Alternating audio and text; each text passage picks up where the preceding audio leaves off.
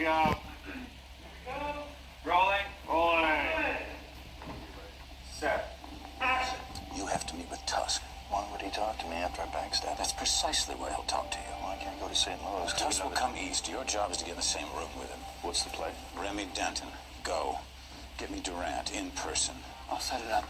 And Doug, let's make sure we're airtight on everything else. No Achilles heel. You know, the biggest problem with TV for me is there's this artificially imposed time limit between commercials.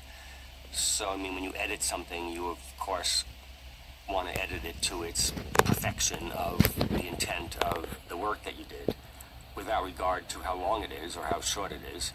And this was a good opportunity that there are parameters where it has to be a certain minimum number of minutes, but not exactly, and obviously no commercials. So one could feel like you were making a movie. And in the particular case that each director shot 2 episodes at one time, it was like shooting an hour-and-a-half movie, albeit faster than maybe a movie.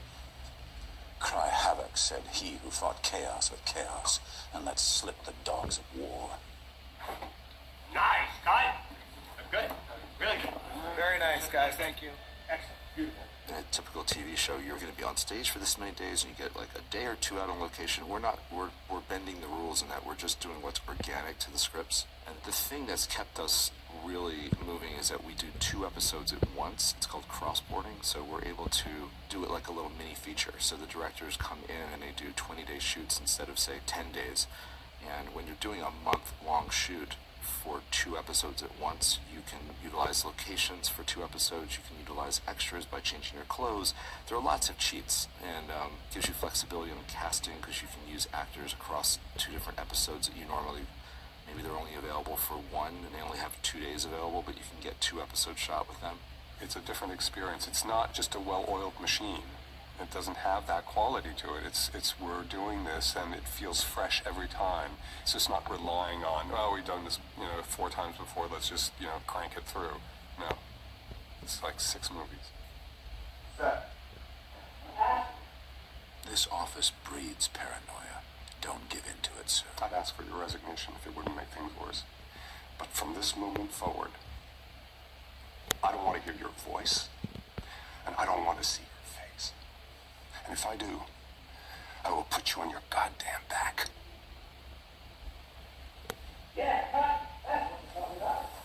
For me, I've never done a series, so it's been, on that level, an entirely new experience. Although I shouldn't say I've never done a series. I did 1 series, but I did 7 episodes of a series called Wise Guy on CBS, and then they killed me at the end of that. So I got a tiny little taste of what doing a series is like, but it wasn't that long of an experience for me. So this has truly been really brand new territory for me, and it does feel like I'm doing a very long feature film. You know they'll execute him. Well, there's one thing the Chinese are right about. Sometimes you have to sacrifice the one for the many. Let's get back to Washington.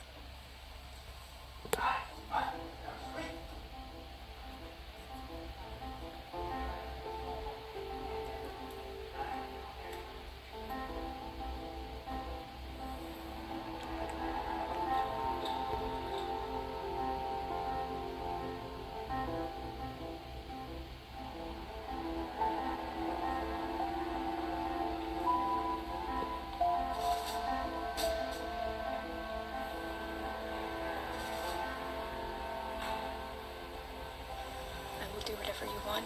Please, just don't hurt. What I want is for you to answer my questions so I can help you. All you have ever done is fuck up my life. You fucked up the fellowship. You fucked up what I had with Lisa. Even when I did what you asked, and your sick fucking visits and reading to you like a fucking child. What is wrong with you? Why can't you just leave me? Why do you have to be such a stop? It's a very different way of working. The way a production works is very different. The rhythm is incredibly fast. You don't really get to lock things down before you get started, even though you think you are. In the vicissitudes of production, you may feel you've locked down the season, and then things start to emerge, and you have to scramble and change, and you can't stay ahead of an avalanche. It just is a huge amount of fun, very rewarding, and very difficult. Yeah, cut. Great. That was great. It was terrifying. and exhilarating. You know, there are times when we would do a read-through of a scene that wasn't working, and then we go in my office and go, it should be this, this, this, and the actor would go, no, I should say this, and you go, okay, boom, somehow you got to get to that, because that works great, and somehow you have to keep the impetus of these three characters, and you have to merge these two things, and we got to be shooting this first thing after lunch. And he goes, when he comes back, and God damn it, you hit the floor and you shoot. And that was exciting at the same time that it's, you know, makes you piss blood. Set. And action. Garrett is a junk bond quickly depreciating, whereas I can end the conflict with China and keep you in the black. You can't promise better relations with China. I wrecked them. I can repair them. Now let's work together as we always intended to do. There is, particularly in Spacey's character, a kind of very wry knowingness about the foibles of people and how they can be manipulated. So he really, for me, is a way into the story that's very sophisticated, very knowing. But then when he himself gets tripped up, it becomes really compelling to me that our narrator is kind of getting sucked into the very system that he's been apart from and commenting on.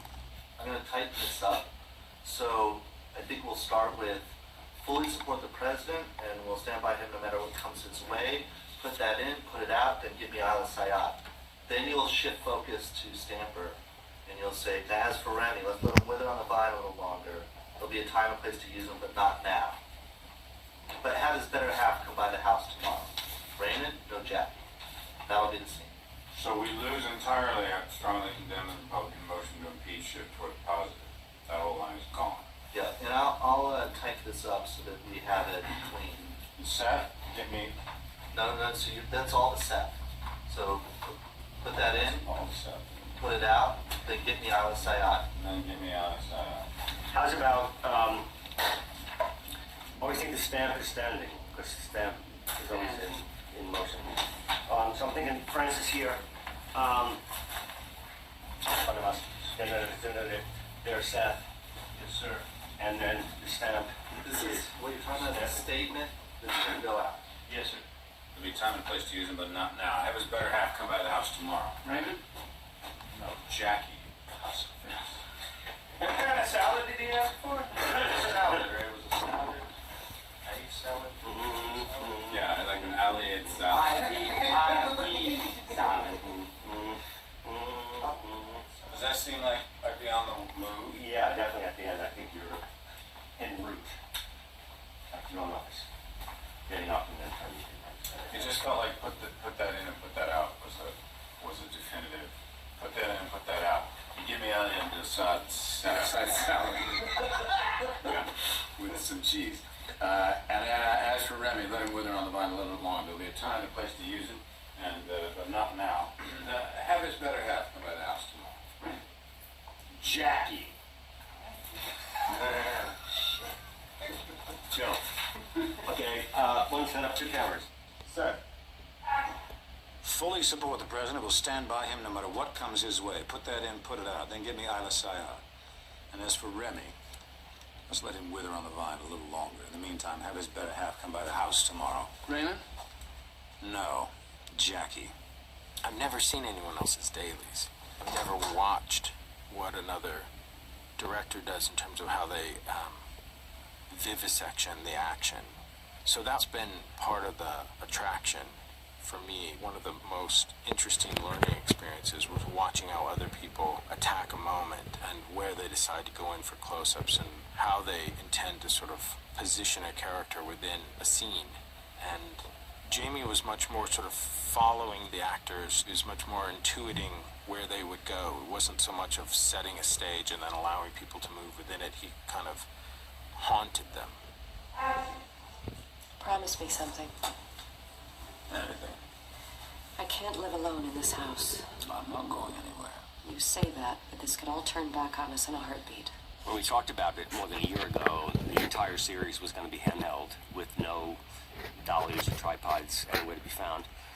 And what we wound up doing is a show where there's no handheld and everything is kind of locked down in a kind of nouveau classical kind of approach to it. the mise-en-scène of it all is about characters moving in space and their relationship to each other within a relatively wide shot, which eschews the current trend on television that I see of very rapidly cut handheld stuff, which is constantly shaking camera. Set. And action. And I recognize the psychological, emotional truth of all the characters' behavior. Because I always feel it's the director's job if the actor comes and says, this makes no sense, I don't know human beings behave like this, you gotta have an answer. You gotta be able to defend it and believe in it. And it's a situation where I definitely believe every single frame of every single character. No whispering. Here we go. Rehearsing and action.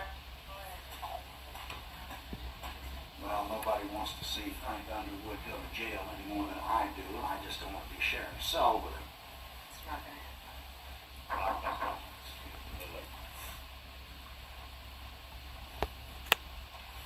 And what we'll do when we open this is see the ticket and take it to the opera and then teach. Okay, that'd be great. Okay, let's show the world. Mark. And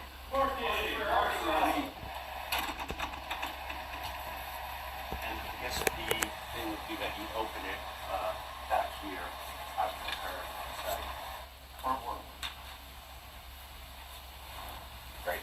And this movement in the beginning is great. It felt very organic and it helps us just saying have some movement. But I think this is a conversation in It's in progress. progress, Yeah. yeah. So, And I've been sitting here for a while. yeah, and I've been pacing back and forth saying I'm not buying it. Yeah. But, and cut. That's the deal. I delight in the entertainment value of watching political animals battling it out. And it's not tied to any current political conversation that's going on, other than the fact that it's a dog-eat-dog world and people will attack each other to gain advantage. I need to know what I gain. You'll be taken care of. Specifically. We'll see what happens when all the chips have fallen. So you just want me to leap off a cliff and hope for a soft landing beneath? No one will touch you now. Nobody except us. We're as soft as you're gonna get. A job at the White House? No promises, other than something commensurate with your loyalty and experience. Hi, you. It's set, therefore, in a very reality-based environment, but it is apart from what you watch on CNN. It's its own reality. That's a heightened reality that's pretty damn interesting. Sir. We offer progress with a promise of more to come. It's only the beginning, Jackie. Ruthless pragmatism, remember?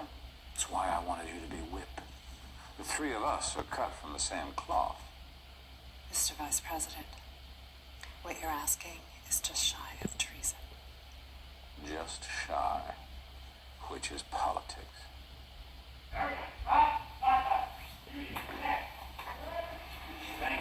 We're gonna do the director's house and everything, the whole thing while so then we'll just then cut in after you cut brother out. Then at that moment in the voiceover, we need a direct address to us for I hope it does not fail me now. So you don't want to see me in the action of typing? Until you do that first direct address. Certainly Kevin's skill as a performer, Kevin's skill as an actor, and those are two different things. You know, there's the dramatizing of a text, and then there's the seduction of an audience. I hope it will not fail me now. Two different things. Certainly his skill set in both of those things is unparalleled. There's another aspect to Kevin that I think is he's led a company. He knows what it is to be the leader of a company.